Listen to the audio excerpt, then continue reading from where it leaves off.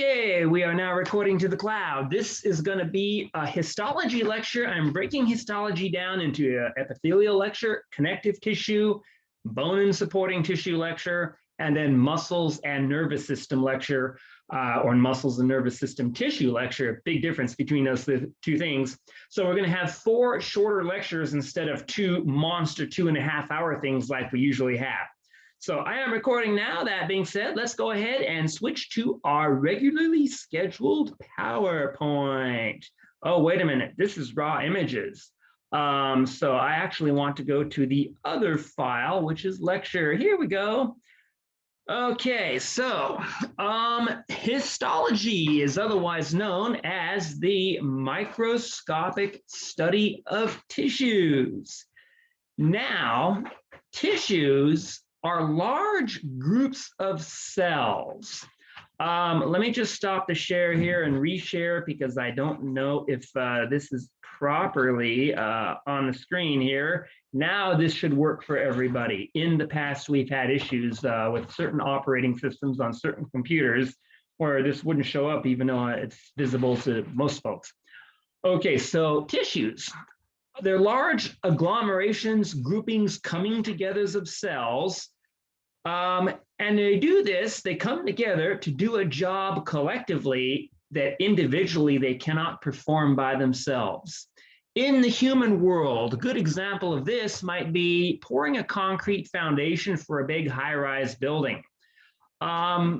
You only need a few different types of trades on hand. You need people running the refrigeration lines to keep the concrete mixture cool and keep it from overheating. You know, you need people running the trucks, running the concrete pumps, delivering the concrete in the mixers, and so on and so forth. But you're going to need a lot of them. You only have a few different types of people, but you need a lot of them. So this is how tissues are. Only a few different types of cells are found in each tissue type, but there's a lot of them. No way could one single person pour 300,000 cubic yards of concrete in one single day, which is what they did for that Wilshire Grand building, you know, LA's new tallest down on Wilshire Boulevard in Figueroa. And that's the sort of thing where you'd need an army of people there to do that in one long 3 or 4 day weekend, and everyone's working swinging graveyard shift 24/7. So that's how tissues are. Huge numbers of cells coming together to do a heavy duty task that one cell just cannot do on its own by itself because it's just not physically possible for one cell to do this. Okay, so as humans get more complicated, we go from cells to tissues to organs to organ systems. Things get more and more tricky to deal with. This is kind of the next level up on complexity. So if you thought cells last week were complicated, well, really not last week for this summer intersession here. Yesterday, really. Now we're going up to the next level of complexity. So each and every one of the cells I'm going to be talking about here has all the parts: endoplasmic reticulum, cell nucleus, cell membrane, Golgi apparatus, that all the cells I talked about yesterday have. And they all have to undergo cell division with the same, requirements. So let's deal with the types of tissues out there. In the human body, we have 4 categories of tissue. I'm not really going to talk about the 5th because your textbook authors don't make a big deal out of that. You may find yourself taking more courses in this material. You may find, okay, you get your LVN, RN, and then you want to get a Bachelor's of Science in Nursing, BSN, MSN, Physician's Assistant, nurse practitioner. You may find instructors that say, no, there actually are 5 tissue types, not 4. If that happens to you, just go with what they tell you because they're the ones grading your paper, not me. Okay, so epithelial tissue, connective tissue, muscle tissue, and nervous tissue. These are the 4 tissue types. You could argue blood is a circulatory tissue, but I'm not going to make that argument here. I've heard it. It's a good argument. It's an interesting argument, but let's keep things simple and indexed to the contemporary grouping of textbooks out there. So today, or I should say for this lecture in particular, we are dealing with epithelial tissues as our first category. Now, epithelial tissues what they do is they form barriers between two different environments. They might form a barrier between the outside world and the human body. That's the skin. Skin's the epithelial tissue type, largely. They might form a barrier between what's inside your stomach or intestines and then the bloodstream and everything else in there. They might form a barrier between the blood and the tissue fluid outside of the blood. So they just form barriers. They keep two different fluid compartments of the human body, whether it's blood, interstitial fluids, cerebrospinal fluid, urinary tubules, the GI tract, separate. And in order to do this, they got to be tightly packed together. So you have a row of really tightly packed cells. Now, these cells are going to be stuck to each other, and they're also going to be attached to a base.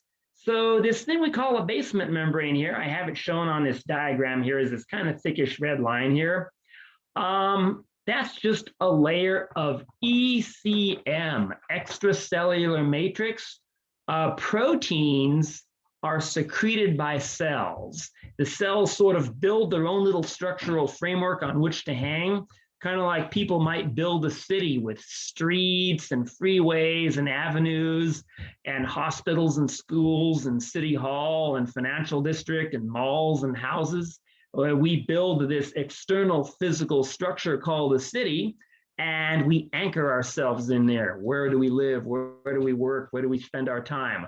That's like the extracellular matrix. You and I, we're like the cells, and Los Angeles is like our extracellular matrix. This is the city we're in. And collectively, we're all playing our small part. We're, like one of millions of cells in a larger tissue or organ. So that basement membrane, usually it's made of protein. Now, we have these boundaries between the two epithelial cells. In this case, I made this epithelial cell kind of rectangular with a big purple dot in it. Well, that's kind of like the cell cytoplasm, and then this big purple dot would be the cell nucleus. You're going to see why I drew it this way in a very short order. So this gray line here in between these cells, that's what's called an intercellular junction. Underneath all this stuff is underlying connective tissue. We'll get to that soon enough. Okay, so intercellular junctions attach the epithelial cells to one another. And of course, these bad boys are sitting on this basement membrane here. Different types of ways in which cells can join with each other. Some are joined by what are called tight junctions. That's like a brick wall. Ain't nothing's getting through from one side and nothing's crossing over from the other side. They do not allow movement across the barrier or sharing of any material or anything like that. Okay, there's proteins called cell adherens or just cadherens that form these tight junctions and kind of glue these two cell membranes together there. By the same token, we can have areas of intermittent attachment. If you've ever done welding and metal fabrication like me, hell, I was doing it semi-professionally in the last recession in 08. You know what a spot weld is, where you just take your torch and you make a little short weld here and then go 6 inches, 8 inches, a foot down on your piece of metal and another short weld there, you just tack it together. That's how desmosomes are. They're like spot welds. So the cells are just anchored to each other at little points here. This allows movement and flexibility to a large degree. Okay, but it's also more fragile as well. Now, hemidesmosomes and adherens junctions, these are similar to desmosomes, but they attach to different proteins and different cytoskeleton elements. One thing I really didn't mention here, and it really won't show on a diagram, is that these desmosomes aren't just attached to the cell wall, cell membrane at any old spot. Cell wall is actually a forbidden term in anatomy class. Plants and bacteria have cell walls. We do not. So the term cell wall must never be used in human anatomy. Okay, plant botany, yeah, you can use it all the time. Microbiology, yeah, but not in this class, not when we're talking about us. So cell membrane is the better thing to say. Anyway, these aren't just attached to the cell membrane, kind of like when you're mounting a flat screen TV on a wall, you just don't stick it in the drywall. You try to find a stud or two underneath there and sink that lag bolt into that stud, or two lag bolts into that stud, and then you're going to mount that big old heavy flat screen on the wall. So these desmosomes here, same way, there's a stud behind each one. The cytoskeleton has elements that converge on these desmosomes. So actually the whole thing is a lot stronger than one might think. Okay, gap junctions, also called communicating junctions. I just learned the term gap junction when I was a kid. Think of this as a tubular connection, like a little skyway, a tube that you could walk through if you were a little tiny molecule from one cell to the next. They allow the cells to communicate electrically and to a degree chemically with one another. And these junctions are basically formed by a protein tube, and the tube itself is called a connexon. So that hooks the two cells together and allows the material to pass through there. So up until fairly recently, and by that I mean we're talking probably 10, 20 years, gap junctions were not supposed to be found in human cells. They were supposed to be something pretty much just with plants. In actuality, we have a lot of cells with gap junctions. Cardiac muscle tissue or heart muscle, neurons in the brain, retina cells in the eye. There's some out there who are saying that it goes even beyond that, all the muscle types and quite a few other tissues as well. So whatevs, I'm not the one doing the primary research. I'm just the one worrying about keeping everything up to date in the textbooks and our curriculum. Okay, so state-of-the-art thought is that the gap junctions are everywhere. We just haven't gotten the details all sorted out yet. Okay, now epithelial cells are kind of like a battery. A battery has polarity. You got to put your battery in your calculator, your flashlight, your cell phone, your laptop, your optic, whatever, just right, or the thing ain't going to work. So these cells are kind of the same way. There's an apical surface that faces out into an empty hollow space called the lumen. So for example, inside your stomach, you got space. What's going to go into that space? A bacon, double, cheeseburger, burger. That's what's going in that space. Or maybe you got the mood for Olive Garden and you just love those salads. Or maybe, I don't know, French fries, tacos. I swear I had a righteous, heavenly, flaming workout 2 days in a row, and I must have eaten 16 tacos. I just had the appetite of Godzilla. Pepperoni pizza. That is a good thing to put in the lumen of a stomach. At any rate, in your stomach, the cells forming the epithelial lining of it, their apical surface faces out into that lumen where your food is. And then there's a basal surface that attaches to this basement membrane. Now, the way I've drawn this is this purple dot called the cell nucleus, which I'm highlighting with the cursor here. They all kind of hang close to the basement membrane, almost as if they're scared of what's in the lumen. And they darn well should be, because what's out, if this is the stomach or GI tract, what's out here? Hot hydrochloric acid and food being ground up, poopy, yucky, icky, gross bacteria and poop, all sorts of nasties out in the lumen of the GI tract. We could be in the kidneys, urinary tubule, other places where we have this type of epithelium. And overwhelmingly, you see the cells kind of hanging back towards the basement membrane, like they're afraid of what's in the lumen. Now, we have underlying connective tissue, which we'll talk about soon enough. Epithelial cells, they fall into two main categories: simple epithelium and stratified epithelium. Simple epithelium is like what you see on this diagram here, one layer of cells only. And then the basement membrane, and then underlying connective tissue. Where you see epithelial cells, expect to see an empty space on one side. It might be huge, like taking up most of your view. It might just be a thin line. And then you expect to see connective tissue on the other side, and you see a layer or two of these densely packed cells. Notice these are not shaped like dominoes, rectangles, they're squares like dice. This is actually a different type of epithelial tissue schematically, but we'll cover that soon enough. Okay, stratified epithelium, different than simple epithelium. Simple epithelium, one layer of cells. Stratified layers, 2 to 200. Most commonly 2 to 7, but on the palms of the hands and soles of the feet, you might easily get 1 or 200 layers of cells in the epithelial tissue layer. In the case of what's called plantar, the sole of the foot, epidermis. Okay, so again, with stratified epithelium, you just have more than one layer of cells. You're still going to have a lumen or an empty space on the outside, and you're still going to have underlying connective tissue on the other side, basement membrane, apical surface, basal surface. Okay, now this is an actual photomicrograph. I don't know if I pulled this one off the internet or did I take this image myself. I got such a library of images I took before, months and years before the lockdown, really.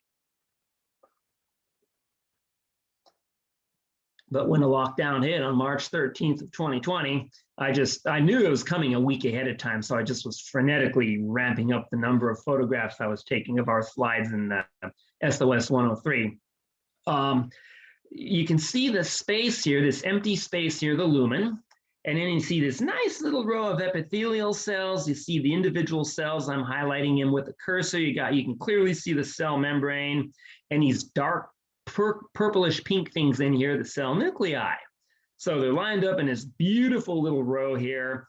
And then you can see this dark purple line kind of following all along one side of them, highlighting that with the cursor. Very nice basement membrane.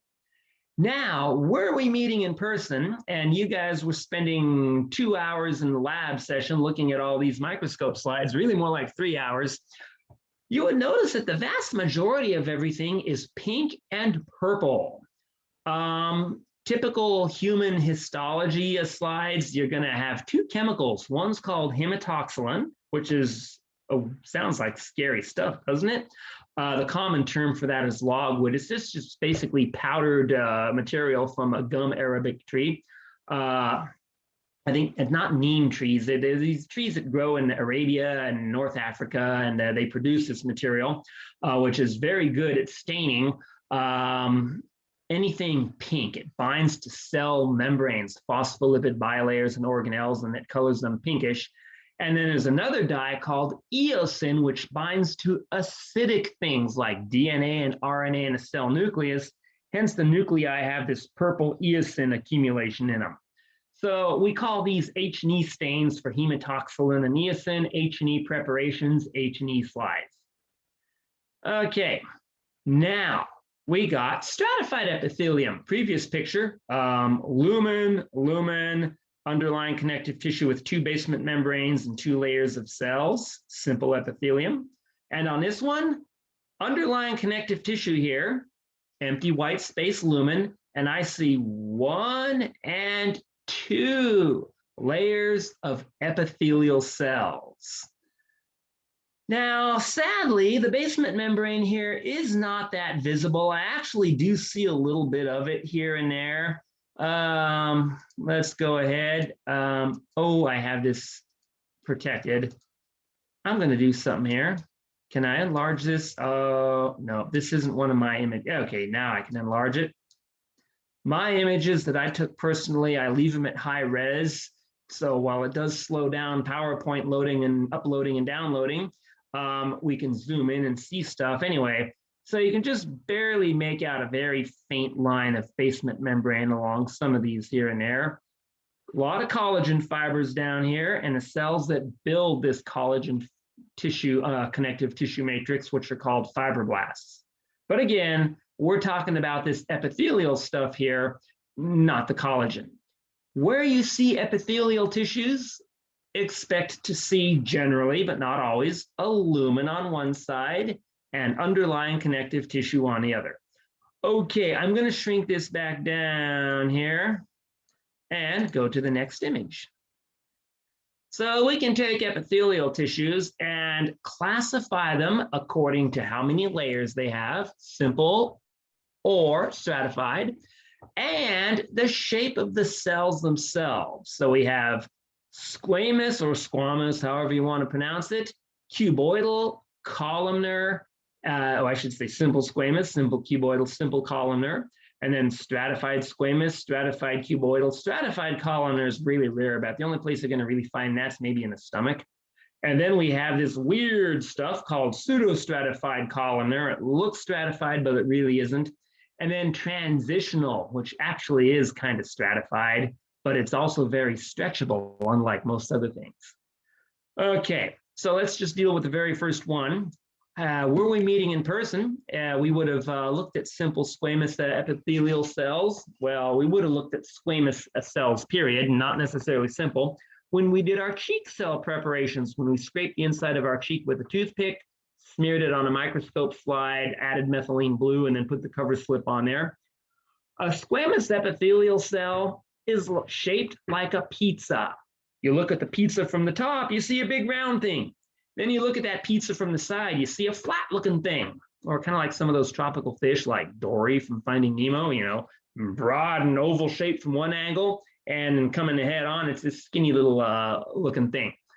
So that's the thing about squamous epithelial cells.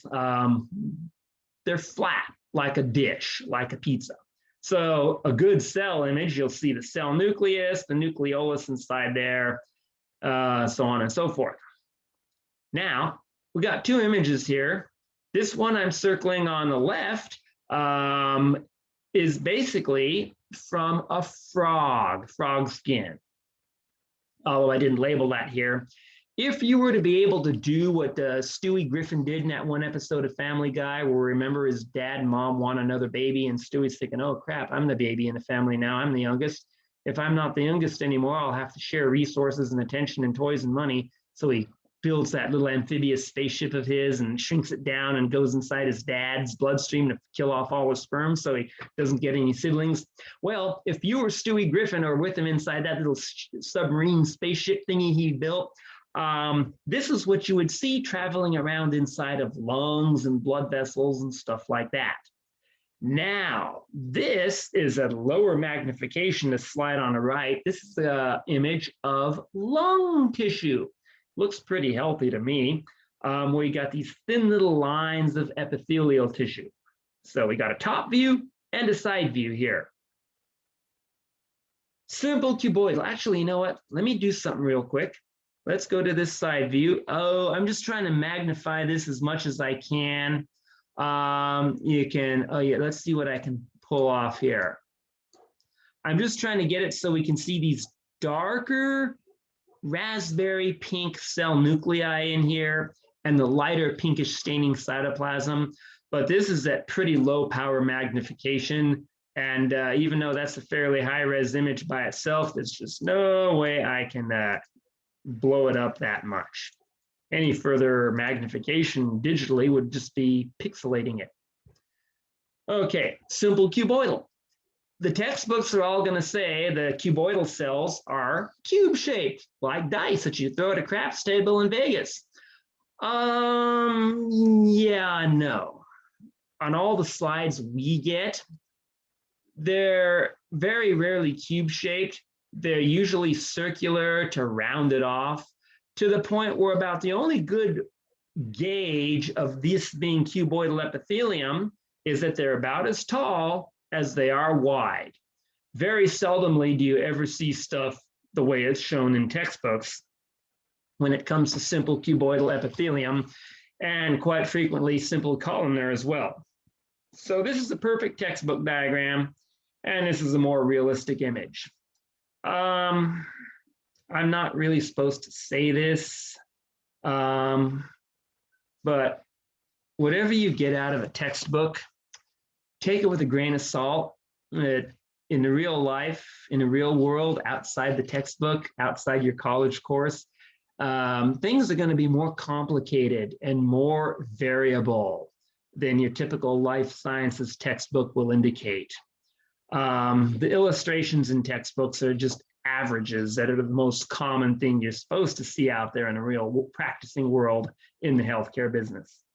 Okay, so simple cuboidal epithelium, where do you find it? You find it forming glands and ducts, so things like the thyroid gland, the pancreas, pancreatic duct, sweat glands in the skin, sweat gland ducts, and big time up here in this image I'm circling with the cursor, in the kidneys. The kidneys are just chock, well, the renal cortex anyway, is chock full of simple cuboidal passageways. Okay, so no matter what we get here, you look at these little cells, you magnify them. Let's do this one in the middle. And you see these bad boys are about as tall as they are wide. This is a nice little cell here I'm circling with the cursor. About as tall as it is wide. We got the lumen of this passageway here. This purplish image here, I believe this is from the thyroid gland. Now, I'm going to shrink this purple image down. This one up here, I'm circling with the cursor. Let's blow that one up. Again, you look at some of these and the cells are about as tall as they are wide. You can make out the spaces of the inside the tubules they form, the lumen. Now, let's take a quick, let me make sure I move that out of the way here or my PowerPoint's not going to function. Let's blow this one up. This here image, I believe, is of the pancreas. So again, you look at these cells, they're generally speaking about as tall as they are wide, even though they're kind of wedge shaped here, triangle shaped, more than cube or even circle shaped. So this last image here, this is actually what's called glandular epithelium. Okay, so let's just put these bad boys back. So skin, where it forms sweat glands, thyroid gland, pancreas, in the kidneys, big time, or you'll find simple cuboidal. Where you find simple squamous on the insides of blood vessels called in a layer that we call endothelium, also in the gas exchange membranes of the lungs. That's where you find simple squamous. Okay, let's go to the next one, simple columnar. Okay, so diagrammatically speaking, simple columnar cells are like columns. They're supposed to be taller than they are wide. Well, okay. Hold on a second. Let me just make sure I got my video pinned here. Like I say, when I'm recording here, why is this not letting me pin my video? Now it's wants me to rename myself. Hold on, I got to do this here. There we go. Like I say, I don't block access to these recorded sessions, so people will log on and join, and it's like, you know, you can stick around if you want, but if you don't, it's no biggie because this will be posted later on anyhow. Anyway, so simple columnar, taller than they are wide. Ideally, they should be in neat little rows. The basal nuclei, or I'm sorry, the cell nuclei hang close to the basal surface here. Where are you going to find these? In the GI or gastrointestinal tract, alimentary canal, if you want to call it that. You'll find this forming stomach lining in the intestine, small intestine, large intestine as well. Okay, so this is a pretty little diagram.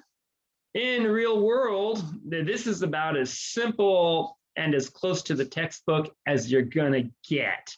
So these are all images that I took with my equipment, because I have a couple microscopes of my own, 3 at least, and I have a USB, not the fanciest equipment in the world, only 3 or 4.5 megapixels, which is like dead tech by modern standards.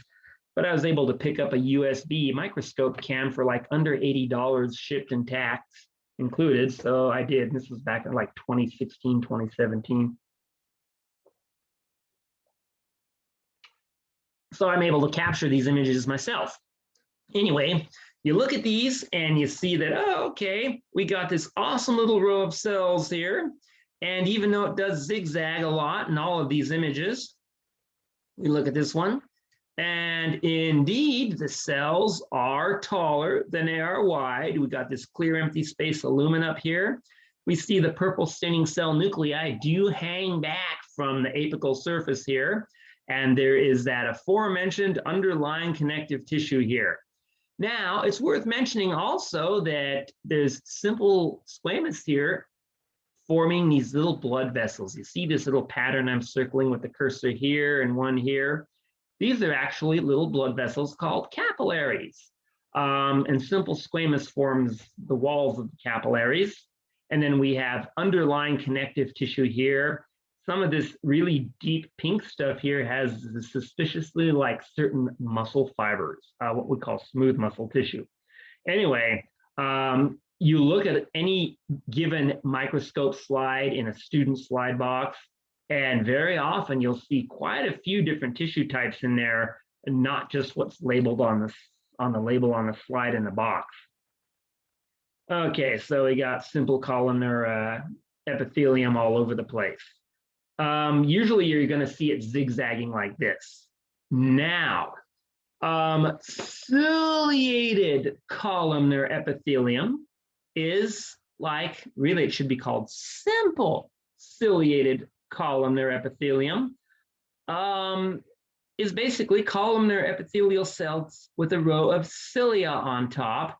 And when you look at this from the side on a microscope slide, these cilia look like one of those really fine bristles on a brush, like a certain type of paintbrush, or, you know, my wife has all these expensive, fancy brushes she uses to apply makeup. I like it when they get worn out or fall on the floor, because then I can steal them and use them for cleaning old carburetors and car parts and stuff like that in my garage.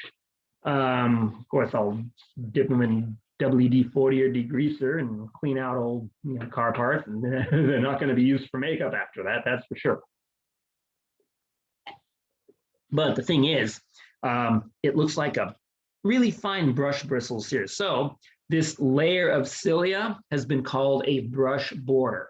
Brush border occurs on the apical surface. Out here we got the lumen. Down here is underlying connective tissue.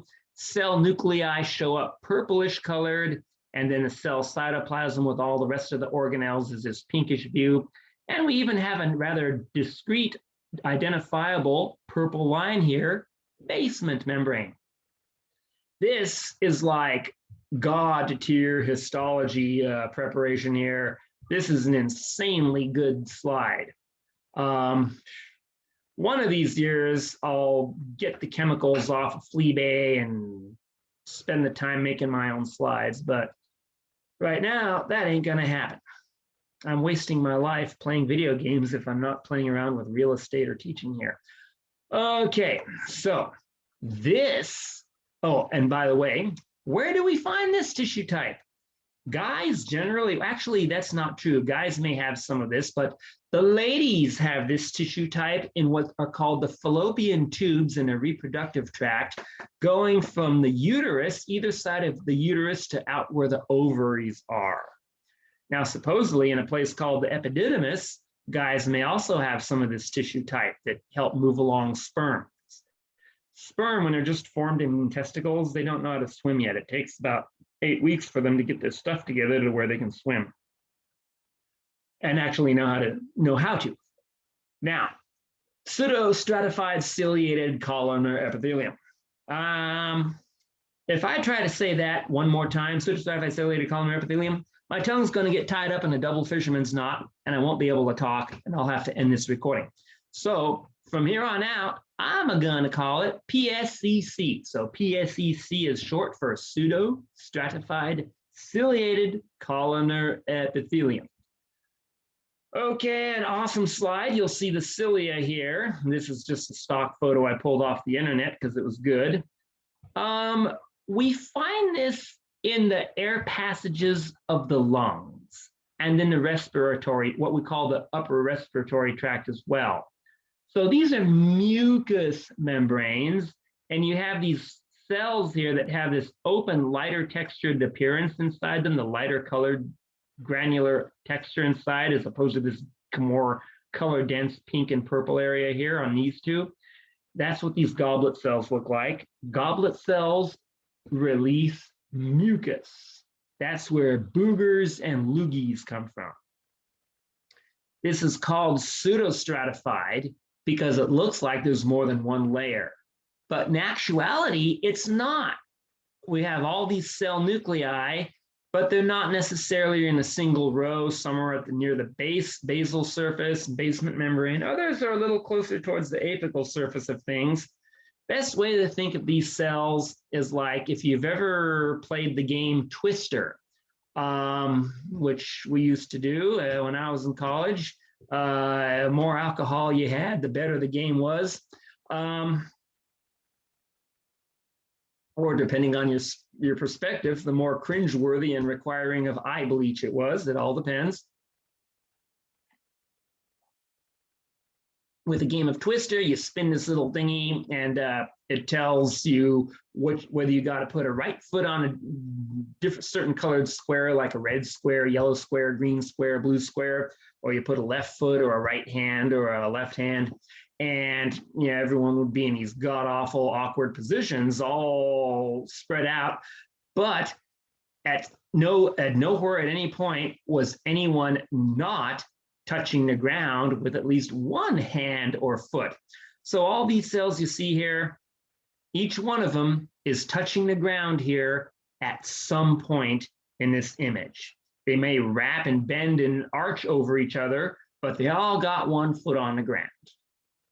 Okay, so PSCC, the trachea, which is the windpipe, bronchial passages, which go from the windpipe deep into each lungs, is lined with PSCC, and PSCC forms what's called a mucociliary escalator.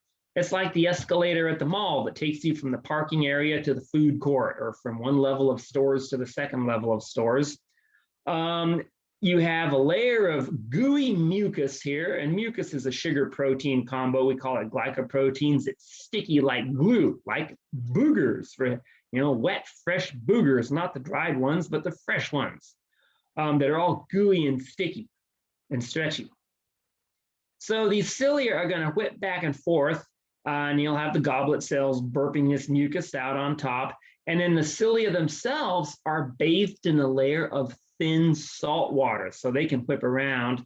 And what happens is all sorts of crud, pine tree pollen, dirt, fomites, bacteria, COVID-19 virions, and stuff like that all get stuck in the surface of this layer, and the goblet cells whip back and forth, I should say the cilia whip back and forth and push this stuff away from the lungs back up into the mouth or throat, where you can either spit it up or swallow it. And all this particulate stuff, if it actually makes it to the lungs, it will damage the lung tissue and cause permanent loss of basically pulmonary capacity. So we want to spit that stuff up or swallow it. We do not want it going to our lungs. So that's what PSCC does. It basically protects our lungs. Now, transitional. In my humblest of opinions, IMHO, I'm coming to think of transitional epithelium as really it's a stratified epithelium. It's found in the urinary bladder and the passages leading to the urinary bladder from the kidneys called ureters. The textbooks always show the perfect image, the microscope slides that every college I've ever taught at, whether it's Cal Poly Pomona, Cal State Dominguez, LA Southwest, or El Camino College, or even some private Christian colleges, the slides never look like the textbook images. And this causes a lot of frustration in anatomy students. Really, histology is frustrating for a lot of students, to the point where in the old days, a third of the 25 to a quarter to a third of the class would drop after the histology exam, because in the old days, they just told us, oh, look at the book and then look at the microscope slides, be ready for the test in 4 weeks. And that was it. We were on our own. So what you want to do is look for a specific pattern. Look for a layer of cells that are kind of small and kind of cuboidal. And then as they go out towards the apical end of things, the cells get bigger. Cell nuclei don't necessarily get bigger, but the cell cytoplasm gets bigger, so the cells get more billowy or balloony or pillow shaped.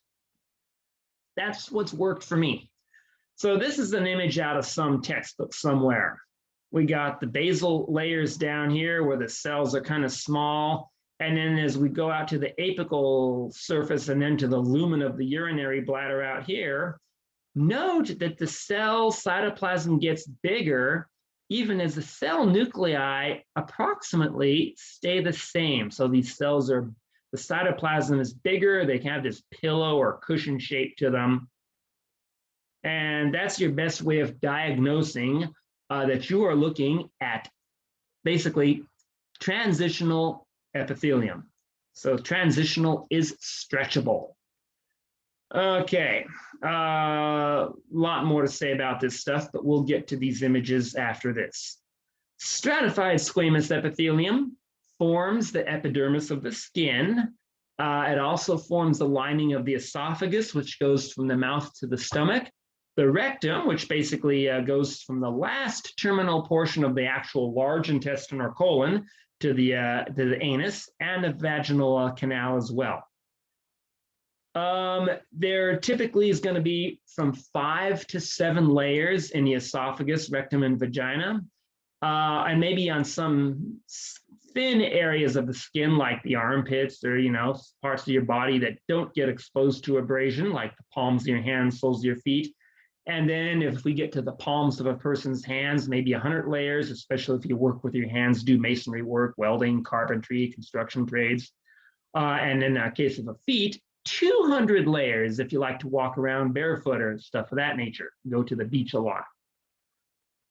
So as with transitional, the cells are going to start out approximately cube-shaped down on the basal area. And then as they go towards the apical surface, they're going to get squished. And then they'll start losing a lot of their features like the nucleus until they just look like dry, flaky scales near the top. Hence the term stratified squamous, because squamata in Latin means scale, like a scale on a lizard or a snake or a serpent. Okay, so that's sort of a very easy diagram of squamous, stratified squamous. Now, 2 categories of this stuff, keratinized stratified squamous or keratinized epithelium. You can also call this cornified epithelium, cornified stratified squamous. This is going to be on the outer surface of the integument or skin. It has a waterproofing protein in it called keratin. So that's one of the jobs of human skin, is to keep our moisture content, the 66% of the human body that is just water, on the inside and not let it evaporate on the outside. So that waterproofing protein called keratin, that's like Mother Nature's very own Thompson's water seal. So the keratinized or cornified epithelium usually is going to have a lot more layers than the non-cornified, non-keratinized stuff. And again, if you say you walk around barefoot, you like to go to the beach and just, I used to go walk or run barefoot at the beach because it's a great workout for your feet and ankle muscles, toughen them up good. Hit the gym, swim laps and lift weights, do whatever, and then finish it up with a run on the beach. And it used to be when Bally's was open, they'd close at midnight, and then I could hit Redondo Beach at 12:30 and walk or run till 2 in the morning, and then boom, get back to teaching in the AM, and then working on my buildings and apartment complexes and stuff in the evening. Anyway, so plantar surface, in some individuals, you could have 200 layers of cells there. As we go from the basal layer here, follow the zigzaggy boundary between underlying connective tissue and the actual epidermis, or the actual stratified epithelium layer here, the cells are going to change shape as we go from the bottom up to the top, from the basal to the apical. This is actually a spectacularly good image. It shows everything that textbooks show. This is from one of our slides labeled esophagus. And I think we got it out of our new building, SOS 103, although the slide's been in our collection for decades. Apical surface, the inside of the esophagus here. If you're not sure that you have an esophagus, go ahead, go to the refrigerator, open a freezer if you have old school ice cube trays, pull out a fresh, sharp-edged ice cube and swallow it. And the next 30 to 90 seconds of absolute chest ripping out, heart shredding agony you feel is that sharp, cold ice cube going down your esophagus. Yeah, I know I'm evil. You know how many times I accidentally swallowed ice cubes when I was a little kid? I had a lot of visits from Professor Payne before I cut that nonsense out and stopped doing that. Anyway, so we have the apical surface. Swallowing ice cubes on a hot summer day or chewing on them. You didn't have anything else cold. That was kind of what we did. And only the rich people had ice makers in their refrigerators. When I was growing up, we grew up poor. Anyway, so we got the apical surface where ice cubes, or better yet, a bacon, double cheeseburger burger in little pieces is going to slide down on its way to your stomach. Then we have this outer layer here of flattened cells, and then the cells get thicker. You got this grainy textured area, and then we got the basal area here and the basal surface. Okay, so depending on where we are in the human body, there's supposed to be 4, maybe 5 layers present in stratified squamous epithelium. Bottom layer is called the stratum basal or basal layer. And these cells, kind of cube-shaped, they're actively undergoing cell division. And then we have the next layer, stratum spinosum, and then a layer called the stratum granulosum, a stratum lucidum, and a stratum corneum here. So these are all labeled in order here. By the time the cells get to the grainy layer, stratum granulosum, they're pretty much dead. They died in the process of being converted to these waterproofing layers up here. So the basalmost layer is called the basal layer or stratum basal. So this layer down here will contain melanocytes, which produce the protein melanin in response to sunlight. It's good to be out in the sun. That's how you get proper, the skin produces the precursor to vitamin D. Vitamin D is not produced by the skin. The chemical precursor to vitamin D is produced here.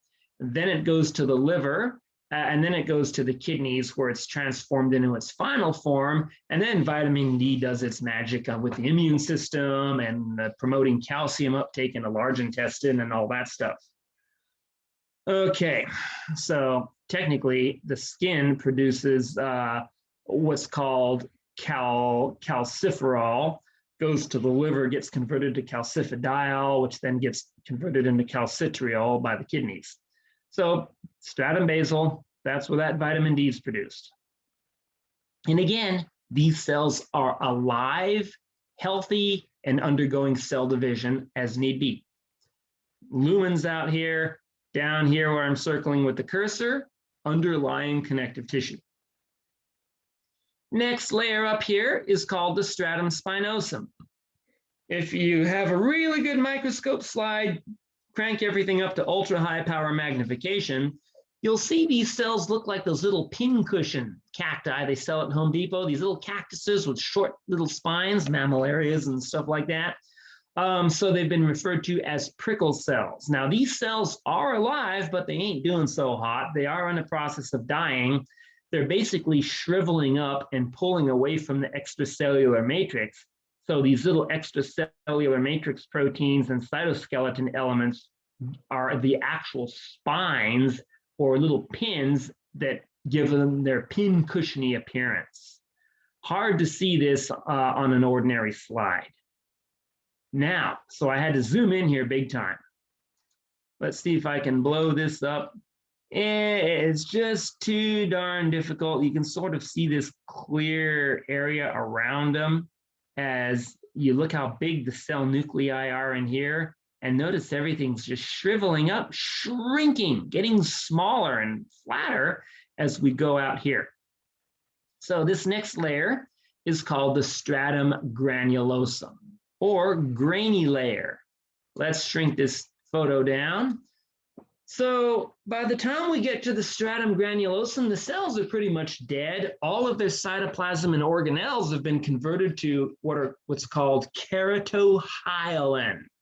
That's the chemical precursor that's going to activate and become keratin when the time is right. Okay, when this happens, oftentimes everything else in the cell just dissolves, so you can't even see the cell membrane anymore. The cell just loses its identity as everything just melts into this big, massive granular material. Less prevalent in the esophagus than in the external skin. Okay, and then we got the final layer here for this particular specimen, stratum corneum. So the cells in the stratum corneum, not only are they dead, you can't even tell that they were cells at one point because their nuclei and everything else has just been dissolved, just broken down. So these cells, basically the entire cell itself forms a flake impregnated with waterproofing material. Now, this is non-cornified, non-keratinized stratified squamous from the esophagus. Not the next presentation, but when we're done with histology, we'll go deal with the integumentary system or skin, and then we will discuss stratum corneum and a keratinized stratified squamous. Okay, so that's it for epithelial tissue. At this point, I am going to stop recording here. Actually, you know what? I'm gonna keep recording. Here's why. We have images that we would have been looking at in lab. Happily, I made myself a slide library right before the lockdowns hit because I knew they were coming. So let's go ahead, try to get that correct PowerPoint. That's not it. This is it. There we go. This is the slide. So let me stop share and reshare with that one because I just don't trust this to display correctly in everyone's screen. So let's go ahead and go through these. So this is just a library. Some of these images I pulled off the internet, like this one. You've seen this one. This is the frog skin epithelium slide. Actually, no, I take that back. This is one I took myself because it has all these big, dark, reddish purple blotches. That's all dirt on the inside of my microscope slide. In this blurry area, probably a speck of dust on my microscope lens because I needed to take that thing apart and clean and detail it really badly when I was taking these images. So top view of simple squamous. Side view of simple squamous at lower power magnification. Let's zoom in and look at this stuff at higher power. Now we have a side view of simple squamous epithelial tissue in the lung. Now let's try and blow this up a bit. Zoom in a bit. So you can see these individual cells, they're sort of flat like scales. This is a very thin, fragile cross-section of all of that, and they're just sort of strung together here. Let me shrink this image, because if I don't, it's going to wreck this PowerPoint presentation. Now, these are cross-sectional views of capillaries, the tiniest blood vessels. So you see this little circle here, that space there, this space here, that white space there, that's the lumen. And inside this lumen are red blood cells, dried blood in here. And you can see the dark, almost black purple cell nuclei in here, and then a very dark purple staining cytoplasm of the simple squamous epithelial cells forming this little oval, this little circle, that little circle, and this big longitudinal section here. You can see the underlying connective tissue just surrounding this. Notice that on the outside connective tissue here that I'm highlighting with the cursor, the cells are the dark, inky black, purple, black, blue, blue, purple things. And this purplish lighter material around them is all extracellular matrix, specifically one chemical called collagen. Collagen is a protein. It's probably the second most common chemical in the human body after water. You know what? Just for kicks, just for giggles, because I can zoom in on it. So you can see these actual red blood cells here. I can see some other blood cells here as well. Very clear cell membrane, cell nucleus in there, and the cytoplasm. But these are definitely red blood cells. A little bit on a blurry side, but they're identifiable. And again, you can see the dark cell nuclei and the lighter purplish pink cytoplasm surrounding the cell nuclei here. That forms the simple squamous endothelium of these tiniest blood vessels, which again are known as capillaries. Let's go to the next one, which is simple cuboidal. So again, you look at these, the cells are about as tall as they are wide. Here's another image. This, I believe, is, okay, no, this one we saw already. This, I think, is a ducts in the thyroid gland. Very nice basement membrane here, apical surface, lumen, cell nuclei in here, and then you can see the cells. While they're not square, this one is the only perfect square one I see in here. All the others are kind of cushiony, rounded off. Squares that might be square on one corner, but they're round on the other three, or in this case, just a darn circle. But one thing they all have in common is they're as tall as they are wide. So the same height as width, same height as width, same height as width. That tells us, simple cuboidal. Now, this is simple cuboidal from a slide we had. The slide was of plantar epidermis in SOS 103. I think one of the middle tables had this, and it was a really good image, so I grabbed it. See these red lines here? That's basement membrane. All this other dense stuff out here is underlying or surrounding connective tissue. Then we have this clear space on the inside, which is a lumen.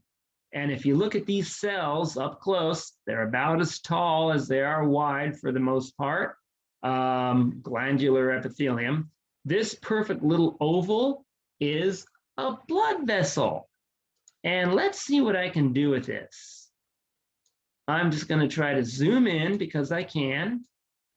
And sort of make out the simple squamous slides, cells surrounding this. Lift this up a bit, you can make out a perfect little simple cuboidal cell here, here, here. Basement membrane curves around these cells, forming this tubular passageway. So this is a cross-sectional view of a tube, and this is more of a longitudinal section of a tube where it's cut lengthwise. And we can see the cells lined up, forming the passageway, and we can see the basement membrane.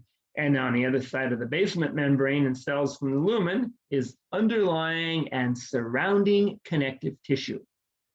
Okay, this is like crazy high power magnification. I think I was able to get that one up to like 1400, 1600 power magnification with a light microscope and a ridiculously bright, powerful light source underneath it. Okay, what else do we have? More glandular epithelium. Again, you look at these cells close up, you can see they're approximately as tall as they are wide. This is a pancreas here. What do we have here? More glands.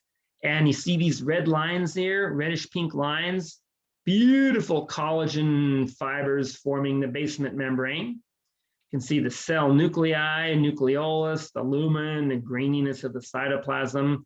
How these cells are about as tall as they are wide, even though some of them have some pretty weird, mushed up, squished shapes. And again, more simple columnar epithelium. There's actually a lot of different tissues on this image here, but we'll be getting back to it later. I just want to zoom in.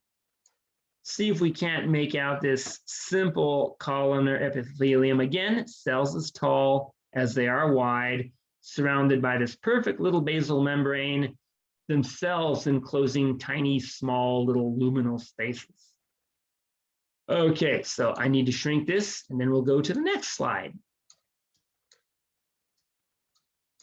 This particular image I was just playing with, probably easily 800 power magnification. This was from one of our slides in SOS 103. And of course, you already saw this one. Very nice, simple columnar. This one is off. I don't know if I took this one or if I got it off the internet. Now all of my stuff is probably all over the internet. I'm not supposed to tell you this, but the smarter peeps will already know that you're not supposed to consult Professor Google while you're taking a test or doing an assignment, because that bar is cheating and y'all not supposed to cheat. That being said, I've Googled certain things and I don't know whether I should be flattered or annoyed that some of my images and my stuff are the first things to come up on a Google search with certain terms in this subject matter. One of my other colleagues told me, yeah, be flattered. Life is more pleasant that way. So I'm flattered then. That'll work. Anyway, this is simple columnar. And if we look at this, we see, okay, perfect little row of cells that are taller than they are wide, surrounding lots of underlying connective tissue with a lot of stuff in it. And we see the lumen out here. We see the zigzaggy layer of simple columnar epithelium. I'm following the zigzaggy layer with the cursor. And then these little clear ovals, these little egg shapes here, those are goblet cells. Okay, here is some really complex simple columnar. This is a part of the GI tract called the duodenum. This is not my slide. This was taken off of Getty Images. This is about as good as an image is going to come. But you can just follow this layer of columnar epithelium all up and down. You look at the dark purple area there, and those little lines there. Let's see if I can zoom in and explain this a little bit better. I'm going to blow this up. This was the ultra high res image. I didn't even resize it. I just downloaded it, right clicked it as it was, saved it, and put it on here so we could do this. Anyway, you see these purple lines here? I'm tracing one with the tip of the cursor.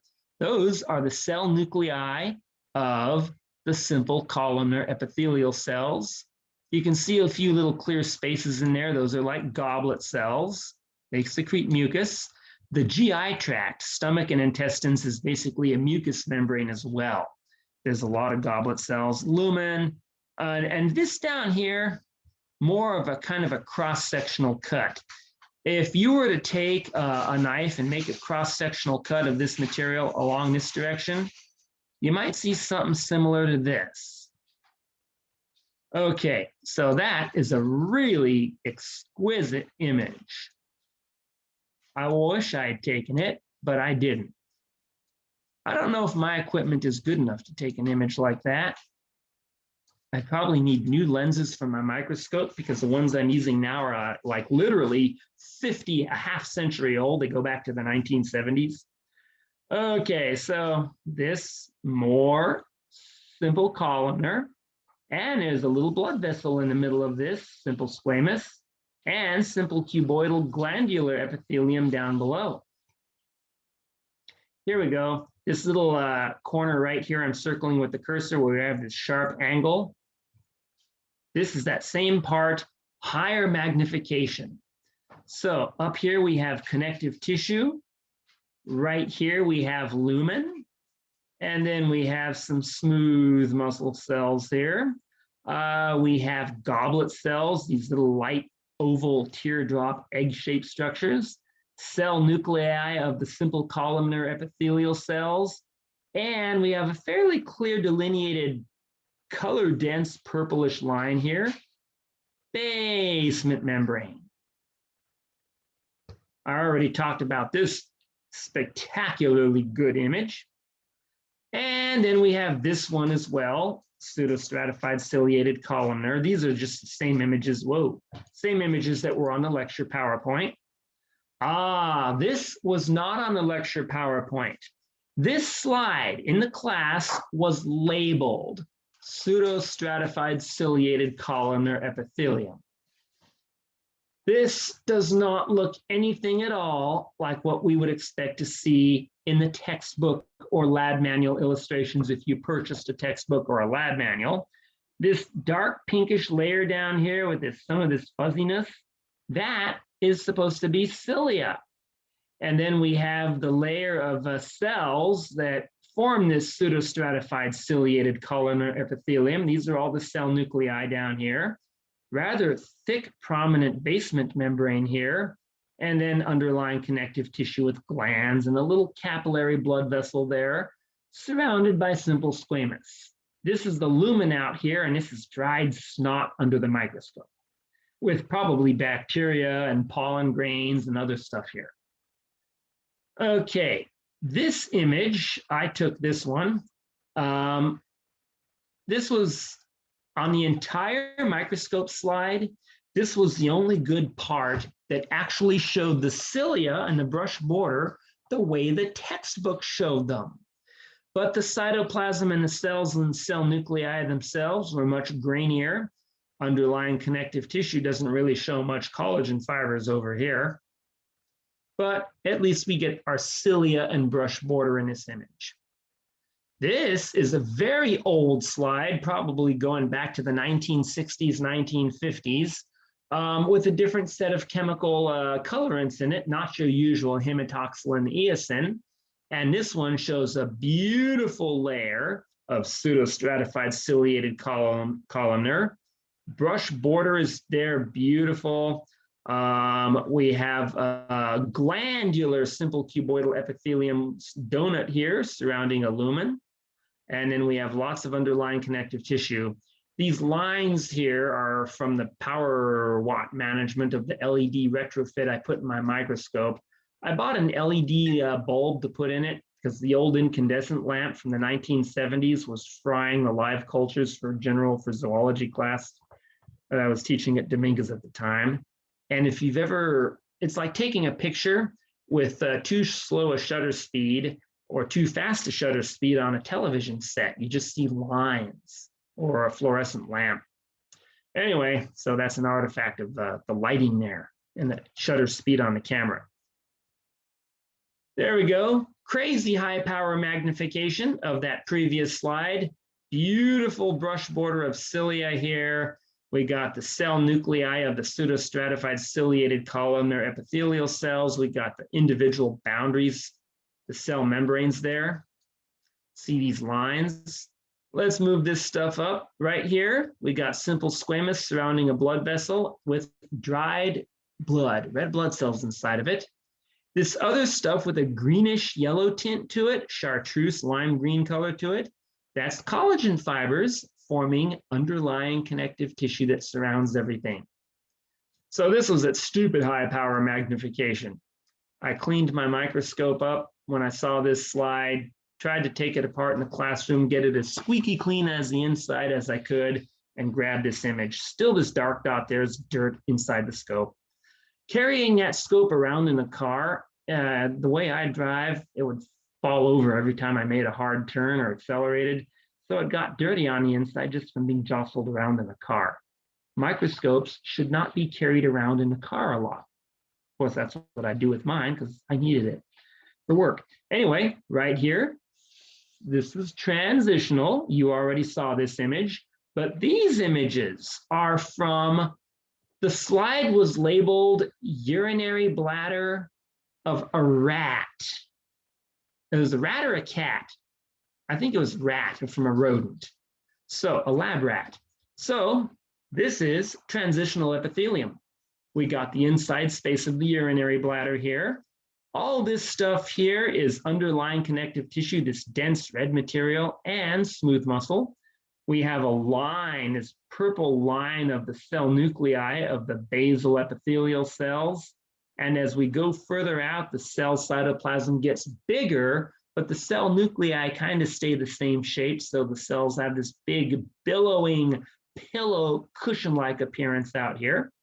That's the diagnostic for transitional. And that same specimen here, I'm not sure where on this thing, probably like right about here, I think. I just zoomed in at higher power magnification, adjusted the light, and took this photo. So we got this layer of dark purple basal cell nuclei here. And then look, as the cells get pushed out towards the apical surface to the lumen, cell nuclei kind of really don't get bigger or smaller, but the rest of the cell cytoplasm enlarges. So they have much larger cytoplasm to cell nucleus ratio. This is a great slide here because it shows the cell, the nucleoli, these really dark purple dots within the dark purplish gray grainy ovals and circles here. Another image of transitional epithelium from a different slide. Again, a basal layer of cells where they're all packed together and cramped, and then as the cells move further out, there's a lot more cytoplasm out here, and the cell nuclei don't get that much bigger. So again, transitional epithelium. This is this is stratified squamous. This was one of my old quiz questions here. Stratum basal, stratum granulosum, stratum corneum out here, underlying connective tissue way down here. But as we move towards the edge, what happens to these cells on the outside? There's these little squished flat wedges. Why is this not transitional? Let's go back and look at transitional. At the edge, the cells are big. Again, at the edge here, look how big these cells are. However, with stratified squamous, at the edge, look at that. They're just a bunch of lines squished flat. They appear to get bigger at some point, and then they get crushed. So here, basal layer, stratum basal, stratum spinosum, stratum granulosum, stratum corneum. The cells just turn into these lines, these formless, structureless layers out here as they get pushed outwards. This is the same image. No, this is a different location on the same slide. Have a little dried cell flaking off there. Okay, and you saw this on the PowerPoint. Stratified squamous epithelium, quite cornified, I might add. On stratified squamous, look how many layers of cells we have here. This is insane. Let's go ahead and blow this up because I can. Stratum basal down here, following it 1 or 2 layers thick with the cursor. And then we got the stratum spinosum above that. And then things get kind of dark and grainy up here, stratum granulosum. You would probably call this pinkish layer right here. I'm highlighting it. I'm just going to swirl through it with the cursor. You might call that a stratum lucidum. It's a push, but this pinkish layer of flat lines is different from this purplish layer up here. Hence, you could say this purplish layer up here, stratum corneum, pinkish layer of similar appearance, a different color just below it, stratum lucidum. I have better images of stratum lucidum right here. This was on a really good slide labeled plantar epidermis. This clear grayish area right here is stratum lucidum, stratum corneum, stratum granulosum, stratum spinosum down here, and then this dark burgundy reddish layer on the bottom would be the stratum basal. And then I'm highlighting with the cursor underlying connective tissue of the skin from the sole of a foot. Okay, zooming into a higher power yet, you can see the grains of keratohyalin is a grainy structure that puts the G in granulosum.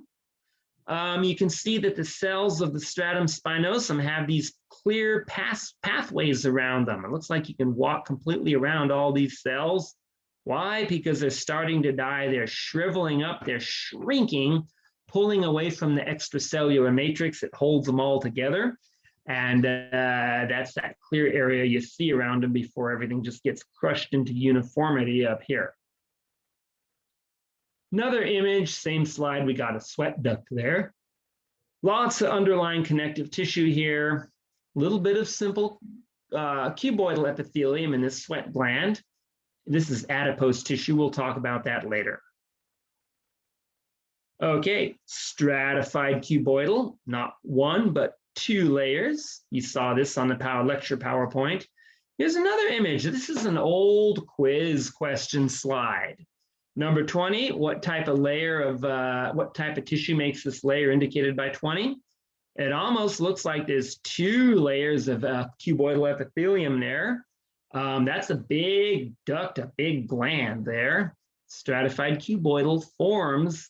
It's found in the largest glands and the largest ducts from those glands. Simple cuboidal is found in smaller glands and smaller ducts. Now, 21, this layer appears to be it's kind of looking like dense, regular connective tissue in here. And then there's some adipocytes, fat tissue cells here, these big clear ones. A lot of stuff in there. You can add tons of slides. Heck, you can even drop the money on the atlas of histology, which some instructors mandate their students buy.